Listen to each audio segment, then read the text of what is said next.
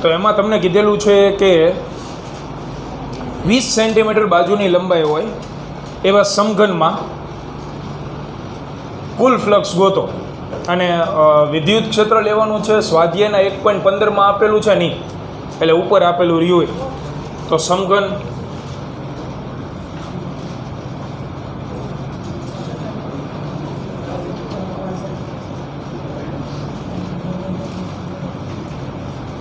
આ સમઘન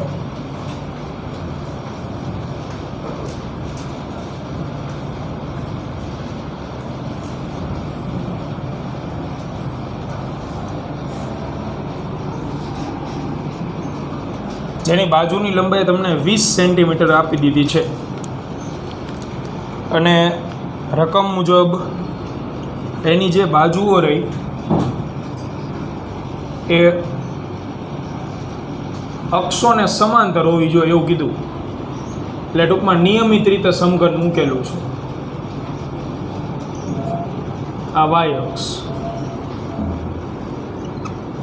આ ઝેડ અક્ષ ધ્યાન રાખજો. ત્રાસી ન હોય, આમ સમતલમાં બહાર આવતી હોય, 3 પરિમાણમાં હોય આવડું હોય, એટલે આ બહારની સાઈડ આવતી હોય ને એવી અક્ષ હોય આવડી. તો આની સાથેનું આપણે કુલ ફ્લક્સ ગોતવાનું. વિદ્યુત ક્ષેત્ર ક્યાં લેવાનું? તો 1.15 જુઓ ક્યાં આપેલું? જો 1.15 3 × 10⁻³ આઈ કેરેટ એટલે વિદ્યુત ક્ષેત્ર સમાન છે અને એક્સ દિશામાં છે, એટલે એને આપણે દોરવી આમ થાય.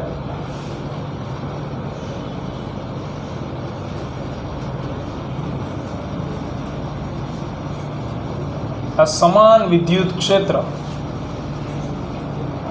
જ્યાં 3 × 10⁻³ ન્યૂટન પ્રતિ કુલમ છે મૂલ્યની દ્રષ્ટિએ આટલું, અને જેની દિશા ફિક્સ છે, એક્સ દિશામાં જ છે. તો આની યારે સંકળાયેલું ફ્લક્સ કેટલું? સીધો જવાબ ખબર પડવો જોઈએ. કેટલું આવે? કેટલું મળે ફ્લક્સ? 0. 3 શોર્ટકટ લખાઈ દઈએ આપણે. જો ક્ષેત્ર રેખાઓ દાખલ થતી હોય તો ઋણ વિદ્યુત ભાર, તો ફ્લક્સ કેવું મળે? ઋણ. ક્ષેત્ર રેખા બહાર નીકળતી હોય તો ધન વિદ્યુત ભાર, તો ફ્લક્સ કેવું મળે? ધન. 0 ક્યારે મળે? તો જેટલી ક્ષેત્ર રેખા દાખલ થતી હોય ને એટલી જો બહાર નીકળી જતી હોય તો એની યારે સંકળાયેલું ફ્લક્સ શું આવે? 0. તો આમાં એવું જ છે, જેટલી ક્ષેત્ર રેખાઓ દાખલ થશે એટલી જ બહાર નીકળશે, કારણ કે સમાન વિદ્યુત ક્ષેત્ર છે. તો સંકળાયેલું ફ્લક્સ 0. MCQ પૂછ્યો હોય તો તમે લખી શકો 0. હવે પ્રશ્ન 3 માર્કમાં આવી ગયો દાખલો, તો પછી સીધું 0 ન લખાય, ગણતરી કરવી પડશે. તો નિયમિત આકાર હોય ત્યારે E સદિશ ડોટ A સદિશ વપરાય, કારણ કે ક્ષેત્રફળ આપણને આવડે ગોતતા એટલે. તો સમઘનની અંદર 6 સમતલ હોય, 6 સમતલ સાથે વારાફરતી ગોતી. સમઘનમાં 6 સમતલો હોય તો પ્રથમ સમતલ સાથેનું ફ્લક્સ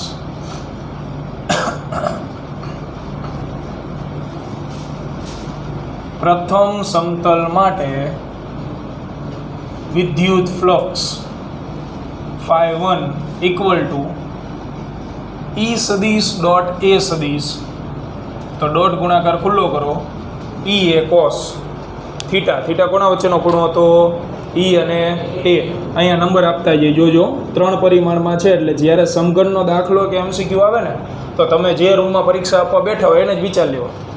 આ સમઘન છે, આની અંદર વિદ્યુત ક્ષેત્ર કઈ દિશામાં છે?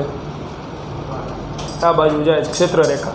હું આ દિવાલની વાત કરું છું, તો વિદ્યુત ક્ષેત્રની દિશા તો ફિક્સ થઈ ગઈ.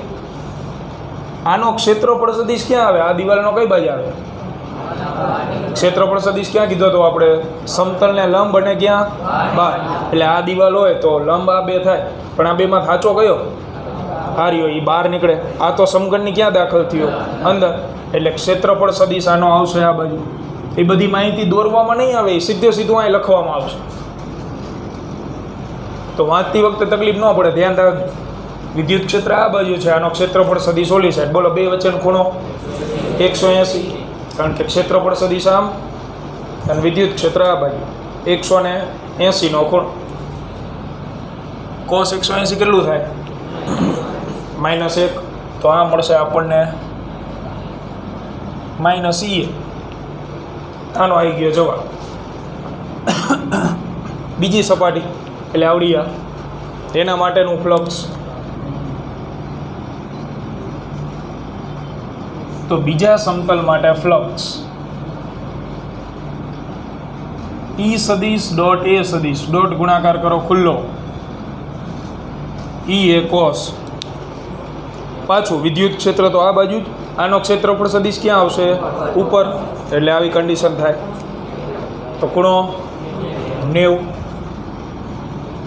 અને કોસ 90 0 ન્યૂટન મીટર સ્ક્વેર પ્રતિકૂળ. સંખ્યા આવતી હોય ને તો એકમ લખવાનો, પદ આવતું હોય તો એકમ નહીં લખવાનું. ત્રીજું આને તગડો હોય તો ત્રીજા સમતલ માટે વિદ્યુત ફ્લક્સ φ3 E સદિશ ડોટ એ સદિશ E એ કોસ. બોલો આ દિવાલનો ક્ષેત્રફળ સદિશ ક્યાં આવે? ઓલી બાજુ. વિદ્યુત ક્ષેત્ર ક્યાં છે? એ જ તરફ. તો ખૂણો 0 કોસ 0 1 એટલે આ આવશે E ઇન્ટુ એ. ત્યાર પછી ચોથું, તો ચોથું સમતલ આ નીચેનું તળિયું. આનો ક્ષેત્રફળ સદિશ ક્યાં આવે? નીચેની સાઈડ આવે. તો ચોથા સમતલ માટે φ4 E સદિશ ડોટ એ સદિશ equal to E A cos. પાછું કેટલું? 90 અને કોસ 90 પાછું 0 ન્યૂટન મીટર સ્ક્વેર પ્રતિકૂળ. હવે આકૃતિમાં આ ચાર તો સમજાય, પાંચમું છઠ્ઠું નહીં સમજાય, કારણ કે ત્રિપરિમાણમાં. એટલે પાંચમું સમતલ હું આ લઉં તો આવડું આ જે છે એ આપણા સમઘનની સામેની દિવાલ, બરાબર. એનો ક્ષેત્રફળ સદિશ ક્યાં આવે? બાજુના ક્લાસમાં. વિદ્યુત ક્ષેત્ર આમ, તો કન્ડિશન થઈ ગઈ આ રીતે. તો એ ખૂણો 90 એટલે પાંચમા સમતલ માટે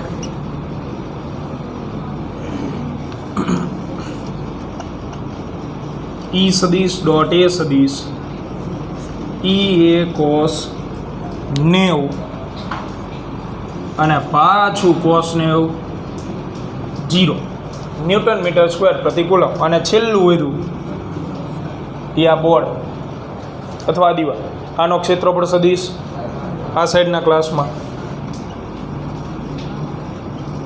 તો છઠ્ઠા સમતલ માટેનું ફ્લક્સ φ6 E સદિશ ડોટ એ સદિશ E એ કોસ પાછું 90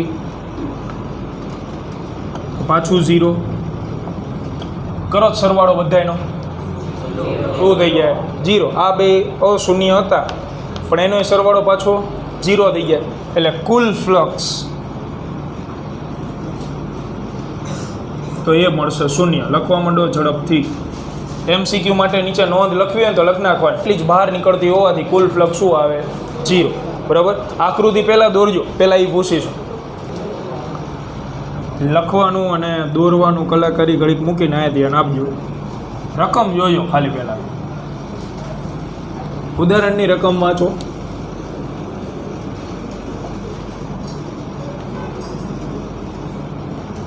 રકમની અંદર આકૃતિ આપેલી હશે આ રીતે.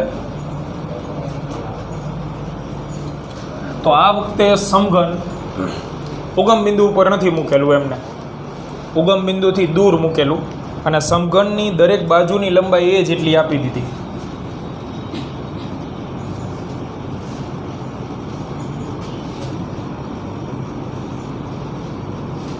આ પણ એ આવડું હોય આટલું આપેલ. ધ્યાનથી સમજો દાખલો. રકમની અંદર સૌથી પહેલાં વાંચો. વિદ્યુત ક્ષેત્રના 3 ઘટકો છે, EX, EY અને EZ, જેમાંથી EX 0 નથી. EX બરાબર આપી દીધું છે આલ્ફા એક્સની 1/2. આને કહેવાય અસમાન વિદ્યુત ક્ષેત્ર. સમાન નથી અને એટલે દાખલો IMP. સમાન વિદ્યુત ક્ષેત્ર તો એ તો નોર્મલ બધાને આવડે. આ અસમાન આપ્યો. અસમાન હોવાનું કારણ કહું તમને. આલ્ફા તો અચળ છે, એની કિંમત આપી દીધી 800, એ નહીં બદલે. પણ એક્સ અચળ ન હોય. એક્સ એટલે અંતર થાય એક્સ અક્ષ ઉપર. એ 1 મીટર લો તો વિદ્યુત ક્ષેત્ર આલ્ફા જેટલું મળે. 2 મીટર લો √2 આલ્ફા, 3 મીટર લો √3 આલ્ફા. એનો મિનિંગ વિદ્યુત ક્ષેત્ર વધતું જાય ને, બરાબર. તો વિદ્યુત ક્ષેત્ર અસમાન આપેલું છે. બીજી બાબત, અસમાન છે પણ એક વસ્તુ કોમન કે વિદ્યુત ક્ષેત્ર માત્ર ધન એક્સ દિશામાં અસ્તિત્વ ધરાવે છે. ઈ ફિક્સ, એનું અસ્તિત્વ ધન એક્સ દિશામાં જ છે, કારણ કે એના વાય અને ઝેડ ઘટક જુઓ કેટલા આપ્યા, 0. ઈ વાય ને ઈ ઝેડ રહ્યું ને એ શૂન્ય લખીને આપેલું, અને ધન એક્સ જ છે એવું કેવી રીતે ખબર પડે? અહીંયા ઋણ મૂકો તો -5 હાલે, -5 ની 1/2 મળે વર્ગમૂળ? એ ન મળે. એટલા માટે એને સમઘન જમણી બાજુ મૂક્યું ધન એક્સ દિશામાં, અને એની દિશા ફિક્સ થઈ ગઈ. એટલે એક વસ્તુનો તો નિવેડો આવી ગયો કે આપણે ઈ સદિશ ડોટ એ સદિશ કરશું ને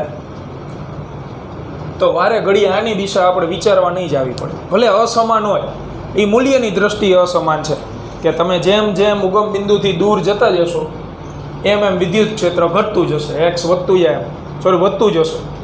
કારણ કે √2 મૂકો, √3 મૂકો, √4 મૂકો, અંતર વધશે એમ વિદ્યુત ક્ષેત્રમાં વધારો થશે. એટલે અસમાન છે પણ એક જ દિશા પૂરતું. તો જેમ આગળના દાખલામાં હવે કરી ગયા એ જ રીતે રિપીટ ચાલુ કરવાનું છે. 6 સમતલ, 6 સમતલ સાથેનું મેળવવાનું. પ્રશ્ન નંબર 1 કે સમઘન સાથેનું કુલ ફ્લક્સ કેટલું?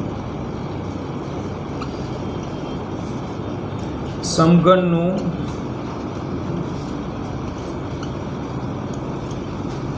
કુલ ફ્લક્સ મેળવો એવો પ્રશ્ન એમને પૂછ્યો. બીજો પ્રશ્ન વિદ્યુત ભારનો, એ પછી ગોત. તો કુલ ફ્લક્સ મેળવવા માટે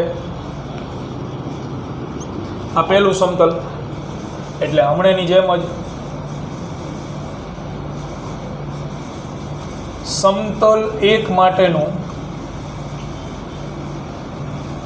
વિદ્યુત ફ્લક્સ તો ∅1 = E સદિશ ડોટ A સદિશ, એટલે કે E A cos. બોલો ખૂણો. તો આનો ક્ષેત્રફળ સદિશ આપણે દોરીએ. આ સમતલનો તો એ કઈ બાજુ આવશે? આ દિવાલનો કઈ બાજુ આવે? આ સાઈડ. એટલે ક્ષેત્રફળ સદિશ આનો આવશે. અને વિદ્યુત ક્ષેત્ર કઈ દિશામાં? ધન એક્સ. તો ધન એક્સ ના સદિશ વચ્ચેનો ખૂણો પાછો 180. બોલો cos 180 -1 એટલે -E. આ ઓલા દાખલા છે. હવે નવી વાર્તા, આની જગ્યાએ શું મૂકવાનું?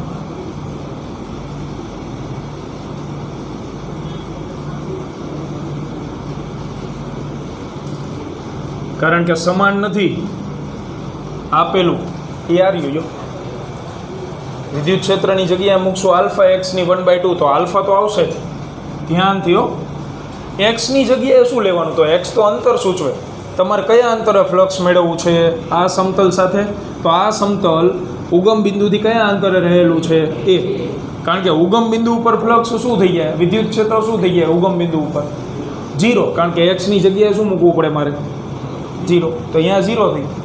ત્યાંથી જેમ જેમ જમણી બાજુ વધશો એમ ક્ષેત્ર વધતું જશે. મારે એક્ઝેક્ટલી આ સમતલ સાથેનું જોત, અને એ સમતલ ઉગમ બિંદુથી કેટલા અંતરે છે? એ. જે ચોપડીમાં છાપીને નથી આપ્યું તો આપણે હાથે છાપી નાખવાનું. ચોપડીની આકૃતિમાં તમે જોશો ને તો આ ડિસ્ટન્સ નથી છપાણું, અને ન છપાણું હોય તો દાખલો ન થાય, બરાબર. એટલે આવડું આ અંતર એ લઈ લેવાનું છે આપણે ફરજિયાત. તો આ અંતર એ, તો એક્સની જગ્યાએ આપણે મૂકશું એ એની 1/2. બીજું આ કોણ? ક્ષેત્રફળ. તો આ આકાર છે ચોરસ કે લંબચોરસ, બરાબર. એ જે કોઈ પણ એમાં પાછા બધાના માપ એ આપેલા. આ ભાગનું માપ એ છે, આ ભાગનું માપ એ છાપીને આપ્યું આકૃતિ. જો બધાના માપ એ લખેલા. તો આનું ક્ષેત્રફળ કેટલું થાય? લંબાઈ ગુણ્યા પહોળાઈ, એટલે A × A, તો A². આધાર સરખો, ઘાતાંકનો સરવાળો, એટલે એની કેટલી થઈ જશે? 1/2 + 2, 3/2 કે 5/2? ઉતાવળ ન કરતા, આમાં ભૂલ પડશે. 1/2 + 2, તો 2 × 2 = 4 ને 1 = 5. એટલે મળશે આપણને -α/5/2. આ આપણને ખાલી પહેલી સપાટીનું ફ્લક્સ મળ્યું. તો જેવું ઓલા દાખલામાં હતું એવું નથી કે માઇનસ ઈ હાલો આગળ વધી જાઓ, નહીં હાલે, અસમાન છે. એટલે તમારે વિદ્યુત ક્ષેત્રની જગ્યાએ જે પણ વિધેય આપેલું હોય એ મૂકવું પડે. બરાબર. હવે બીજી સપાટી, તો સપાટી નંબર 2, સમતલ 2 માટે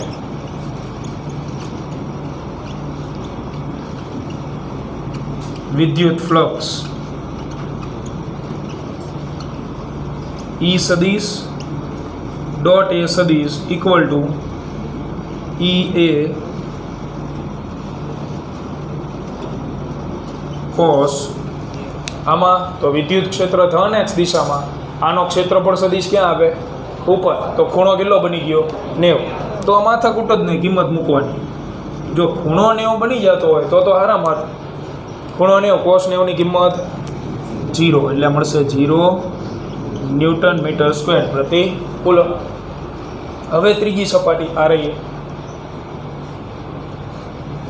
એટલે સમતલ 3 માટેનું વિદ્યુત ફ્લક્સ φ3 E સદિશ ડોટ A સદિશ EA કોસ. તો આનો ક્ષેત્રફળ સદિશ ક્યાં આવે પાછો?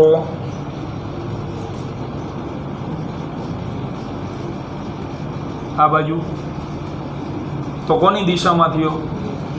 વિદ્યુત ક્ષેત્રની. તો ખૂણો પાછો 0, કોસ 0 1. તો આ મળશે E ઇન્ટુ એ. તો પાછી કિંમત મૂકવાની માથાકૂટ આવી. હવે પાછું ઈની જગ્યાએ શું મૂકશો? શું મુકાય? આલ્ફા. એ તો આવે જ. એક્સની જગ્યાએ અંતરની વાત કરો. બોલો આવડું આ સમતલ રહ્યું એ કેટલા અંતરે છે? 2a. એટલે એક્સની જગ્યાએ મૂકશું 2a, પણ એની કેટલી ઘાત? 1/2. અને ક્ષેત્રફળ, તો આનું ક્ષેત્રફળ a ગુણ્યા a સ્ક્વેર. આપો સદરૂપ. તો 2 નું વર્ગમૂળ √2 આલ્ફા. એની કેટલી થઈ જશે? પાછું 5/2. જો બે હરખા નથી મળતા. આગળના દાખલામાં બે હરખા હતા, માઇનસ ઈ હતું ને પ્લસ ઈ, બે હરખું હતું. કારણ કે ક્રેડિટ કોને જતો હતો? સમાન વિદ્યુત ક્ષેત્ર. આ અસમાન છે, જે પતાવી દે સીધું હરખું કરી નાખો તો 0. નો એવી રીતે આવે જ નહીં કોઈ હિસાબ. એટલે આ મળશે આપણને ત્રીજી સપાટીનું ફ્લક્સ. હવે ચોથી, તો ચોથી સપાટી આવી, આનું શું આવશે? 0. કારણ કે વિદ્યુત ક્ષેત્ર ધન x દિશામાં, અને આ તળિયાનો ક્ષેત્રફળ સદિશ ક્યાં આવે? નીચે. તો ખૂણો પાછો 90. તો સમતલ 4 માટેનું વિદ્યુત ફ્લક્સ તો φ4 E સદિશ ડોટ A સદિશ એટલે EA કોસ 90 જે આવશે 0 ન્યૂટન મીટર સ્ક્વેર પ્રતિ કુલમ. પાંચમું છઠ્ઠું, પાંચમી સપાટી એટલે આવડી આ દિવાલ. વિદ્યુત ક્ષેત્ર ધન x એટલે આમ, એનો ક્ષેત્રફળ સદિશ બાજુના ક્લાસમાં ખૂણો 90 પ્લસ 0. અને છઠ્ઠી સપાટી એટલે આવડું આ બોર્ડ, આનો ક્ષેત્રફળ સદિશ આ બાજુ જતો રહે, વિદ્યુત ક્ષેત્ર આ સાઈડ, ખૂણો પાછો 90. એ બેના પાછા શું મળશે? 0. તો આને લખવા માંડો. પછી સરવાળામાં કોમન શું કાઢશું? આ બેનો સરવાળો આવશે, બાકી બધા 0 છે. તો આલ્ફા એની 5/2 કોમન નીકળી જાય, અંદર વધે √2 - 1 એટલે 1.4142 - 1 તો 0.4142 વધે. પછી સાદુરૂપ આપી આપણે. ખાલી સાદો સરવાળો કરું, તમે હારે લખતા જાઓ તોય વાંધો નહીં. કુલ ફ્લક્સ, તો કુલ વિદ્યુત ફ્લક્સ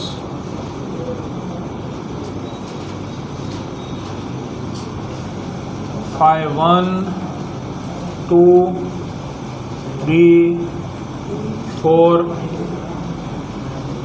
5 અને 6 6 આપણે મૂકી દઈએ.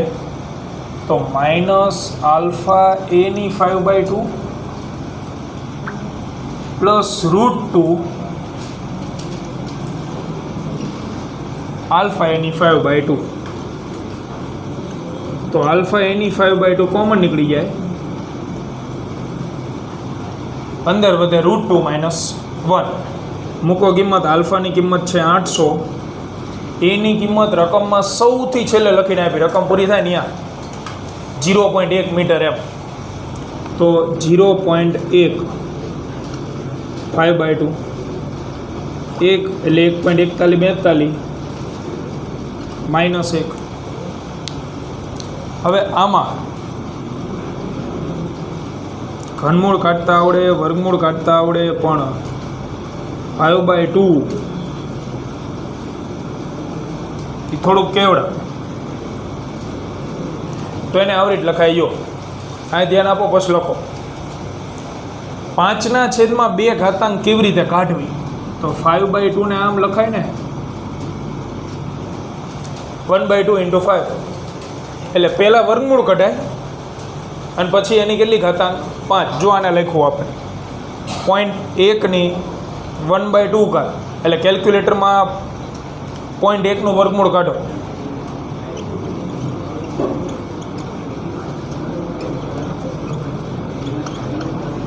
વર્ગમૂળ. હા, હવે 0.316 એની કેટલી ઘાત? 5. એટલે 0.316 0.316 0.316 5 વખત કરો. કેટલું આવ્યું? 0.00315 0.00315 આવ્યું ને, બરાબર. ગુણ્યા 0.4142 અને ગુણ્યા 800.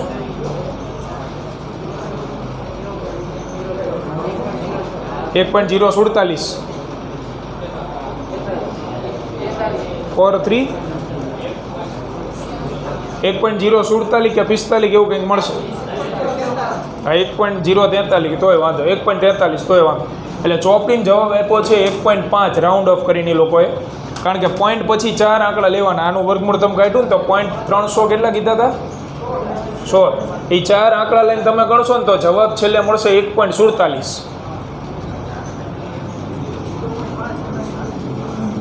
800 ગુણ્યા આ 0.1 વર્ગમૂળ કે મને 4 આંકડા વાળું 0.1 વર્ગમૂળ 4 આંકડા. અરે વર્ગમૂળ, ખાલી વર્ગમૂળ કેટલું આવે? 0.1 વર્ગમૂળ 0.3162. એની 5 ઘાત કરીને ગુણ્યા 0.4142 અને 800 કરો, 1.47 મળશે. અને એને રાઉન્ડ ઓફ કરો ને તો હાલે 1.5.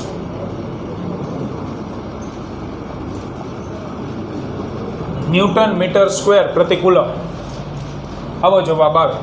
અને આ પહેલો પ્રશ્ન સોલ્વ થયો. હજી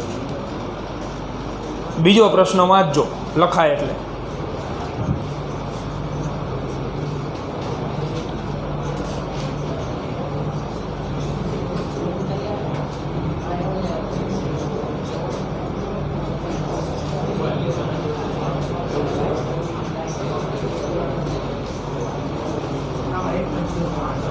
હે? હા, 1.047. હા, 1.05 એમને રાઉન્ડ ઓફ કર્યું.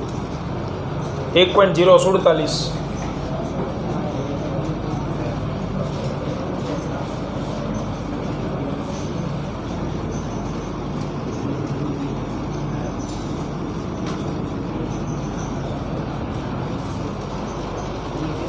તો બીજા પ્રશ્નમાં શું કીધું છે તમને? બીજા પ્રશ્નમાં સમઘનની અંદરનો વિદ્યુત ભાર મેળવો. એટલે મારે મેળવવાનો છે વિદ્યુત ભાર પણ સમઘનની અંદર રહેલો. તો વિદ્યુત ભાર મેળવવા માટે ફ્લક્સ ઉપરથી ગાઉસનો નિયમ. ગાઉસના નિયમ મુજબ શું લખાય? ગાઉસના નિયમ મુજબ કુલ ફ્લક્સ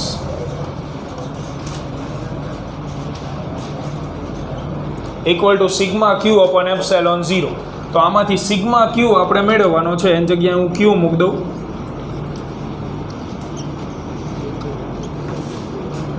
તો ક્યુ બરાબર કુલ ફ્લક્સ ઇન્ટુ એપ્સાઇલોન 0. કુલ ફ્લક્સ આપણે ગોતી ગયા 1.047 ગુણ્યા 8.85 10⁻12 કરો કેટલું આવે 9.26 10⁻12 એકમ લખાય કુલમ. અહીંયા દાખલો પૂર્ણ કરો પૂરો આને 19મો સ્વાધ્યાયનો 19મો દાખલો. નાના દાખલા હોય એટલે ધ્યાન રાખીને અમે હજી 19મો દાખલો કરશો તો આ પૂરો થઈ જાય એ પ્રમાણે. રકમ વાંચો ફટાફટ, લખતા નહીં ઘડીક રકમ વાંચતા જજો. 3 દાખલા છે, 3 પૂરા કરી નાખવાના ચોપડી. તો એમાં કીધેલું છે 9 સેન્ટીમીટર ધારવાળા એક ઘનાકાર ગાઉસિયન સપાટીના કેન્દ્ર ઉપર 2 માઇક્રોકુલમ વિદ્યુત ભાર છે, તો વિદ્યુત ફ્લક્સ કેટલું? આકાર ને ત્રિજ્યા ને માપારે કંઈ લેવા દેવા જ નથી. મૂળ મુદ્દો ગાઉસનો નિયમ વાપરવા માટે વિદ્યુત ભાર હોવો જોઈએ. તો વિદ્યુત ભાર આપી દીધો કેટલો? 2 માઇક્રોકુલમ એટલે 2 ગુણ્યા 10⁻6 કુલમ. ફ્લક્સ પૂછ્યું તો સીધું જ ગાઉસના નિયમ મુજબ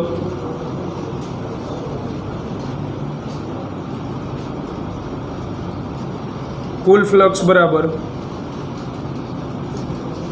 sigma q upon epsilon 0. Sigma ક્યુ તરીકે ક્યુ છે એટલે ઘેરાતો વિદ્યુત ભાર જે સમઘન છે એની અંદરનો આટલો છે, મૂકો કિંમત. તો કુલ ફ્લક્સ બરાબર 2 ગુણ્યા 10⁻6 ભાગ્યા 8.85 10⁻12 કરો ગુણાકાર ભાગાકાર. 2 ભાગ્યા 8.85 0.2259. હંમેશા 4 આંકડા લખવા, શૂન્યતર 10⁻6 ફ્લક્સ છે એટલે ન્યૂટન મીટર સ્ક્વેર પ્રતિ કુલમ. એના પછી હમણાં લખવાનું પોપટરામ રકમ વાંચને એના પછી રકમ જો.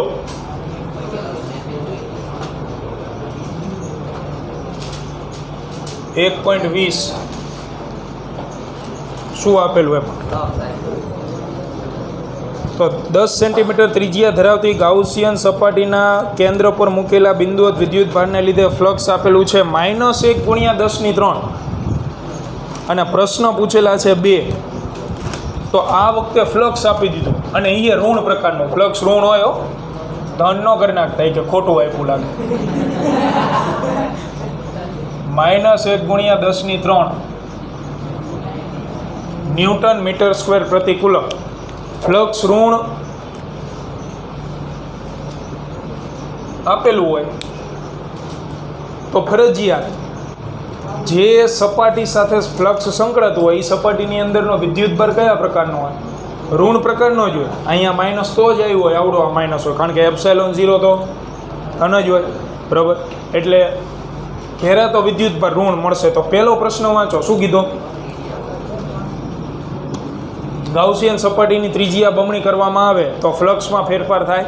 હવે તમે આ ફ્લક્સનું સૂત્ર લખો છો, આમાં ક્યાંય ત્રિજ્યા છે? તો સપાટીની ત્રિજ્યા 2 ગણી કરો, 4 ગણી કરો કે 10 ગણી કરો, ફ્લક્સમાં કોઈ ફેરફાર ન થાય. ગાઉસિયન સપાટી સાથે સંકળાતું ફ્લક્સ એ આપણે જાણીએ છીએ કે લખાય સિગ્મા ક્યુ અપોન એપ્સાઇલોન 0, જેમાં કોઈ જ પરિમાણ પર, પરિમાણ શબ્દ જ લખી નાખે, ફ્લક્સ આધારિત નથી.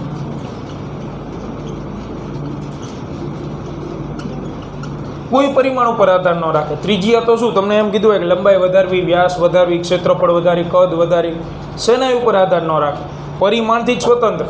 ખાલી ફ્લક્સને કોની સાથે લેવા દેવા છે કે અંદર વિદ્યુત ભાર કેટલો છે.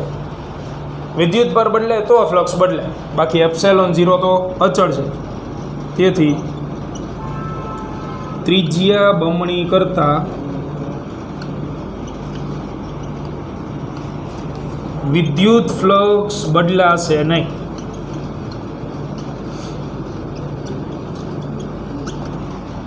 આ પહેલો પ્રશ્ન. પ્રશ્ન નંબર બીજો શું કીધો? હા, વિદ્યુત ભારનું મૂલ્ય શોધો. તો વિદ્યુત ભારનું મૂલ્ય શોધવા માટે ગાઉસનો નિયમ, ગાઉસના નિયમ મુજબ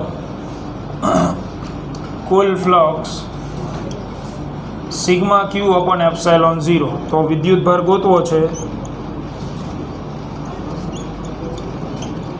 તો આવું આવે સિગ્મા ક્યુ એટલે ઘેરાતો વિદ્યુત ભાર, એની જગ્યાએ સંજ્ઞા લઈ લે ક્યુ. વિથ નિશાની મૂકજો કારણ કે અદિશ રાશિની ગણતરી છે. અદિશ રાશિની ગણતરીમાં નિશાનીઓ લેવાની છે. એટલે ફ્લક્સ -1 10⁻³ ગુણ્યા 8.85 10⁻12. તો વિદ્યુત ભાર આવશે -8.85 10⁻9 કુલમ. ઋણ પ્રકારનો વિદ્યુત ભાર આવશે. અને ઋણ પ્રકારનો જ આવે, ફ્લક્સ ઋણ તો જ હોય કે વિદ્યુત ભાર ઋણ હોય. 2 પ્રશ્નો પૂર્ણ. એના પછી 21મો,